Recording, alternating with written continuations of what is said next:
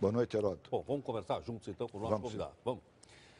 Está no nosso estúdio em Brasília para falar um pouquinho mais a respeito da evolução do clima político no nosso país, o deputado Ivan Valente, que é do PSOL. Deputado Ivan Valente, boa noite, deputado. Boa noite, também.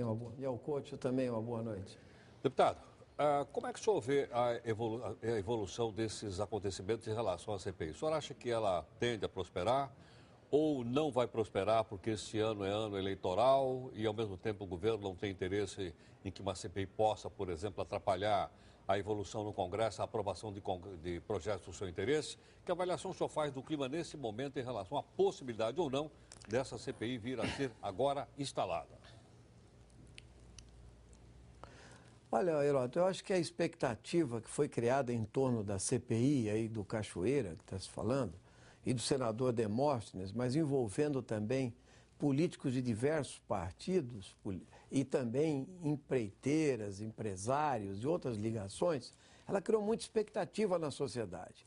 Então, não há como a CPI não se instalar e ter um desenvolvimento que sem dúvida, de muitas expectativas. Eu acho que informações vazadas aí do inquérito da Polícia Federal, que chegou ao Supremo Tribunal Federal, contém muitos elementos da promiscuidade do poder econômico, né, da contravenção com o poder político, né, no poder legislativo, no poder executivo e até no judiciário.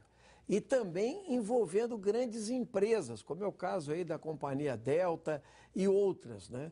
Então, nós entendemos que ela vai ter muitas revelações e muitas surpresas. As CPIs, elas começam com convocações, com quebra de sigilos e certamente, entende, a população brasileira também quer saber por que mais esse grande escândalo, né, que está ligado certamente ao financiamento de campanhas eleitorais, no ano eleitoral, acontece mais uma vez com a dimensão que apareceu agora envolvendo políticos de destaque nacional. Deputado Ivan Valente, boa noite. O senhor falou do Demóstenes, do Cachoeira, a imprensa tem falado do Agnello, Marconi, da empreiteira Delta. Queria saber do senhor qual deve ser o foco principal da CPI. E uma outra coisa, como é que fica a imprensa nessa história? O senhor falou legislativo, executivo, poder judiciário, e a imprensa, como fica?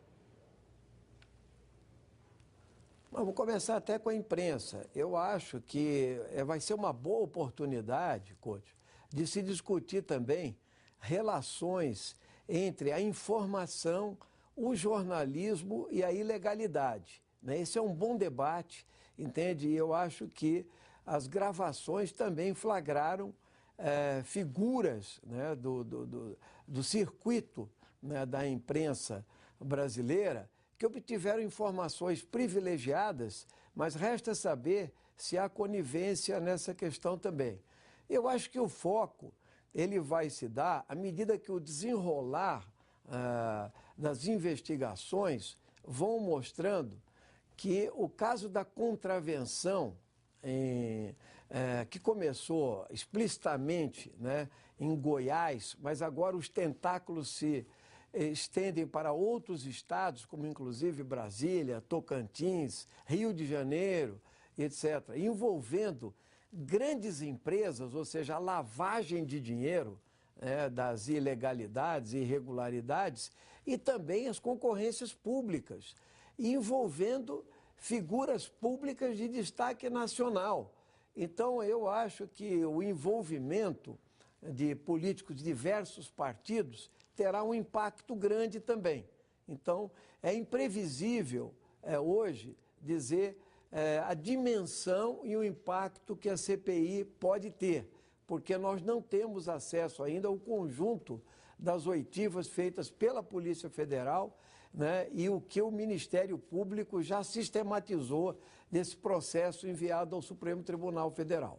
A CPI tem um poder muito grande, que é a convocação de figuras e personalidades e também a quebra de sigilo bancário, fiscal, telefônico, que é capaz de dar uma dimensão muito grande a esse caso.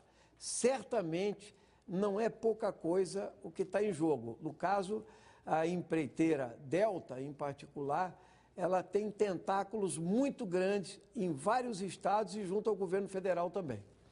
Tá certo. Deputado Ivan Valente, deputado, muito obrigado pela sua participação conosco, esclarecendo aqui o nosso telespectador e nosso internauta. Até a próxima, muito obrigado.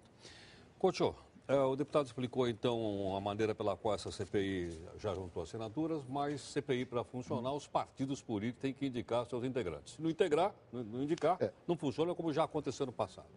Na sua avaliação, o que vai acontecer? Eles vão indicar, vão indicar, mas vão segurar? Qual é a avaliação? Não, agora não tem volta. Eu acho, até pelo grande número, né, foram 324 deputados e 60 senadores, muito mais do que o mínimo 81, necessário. Né?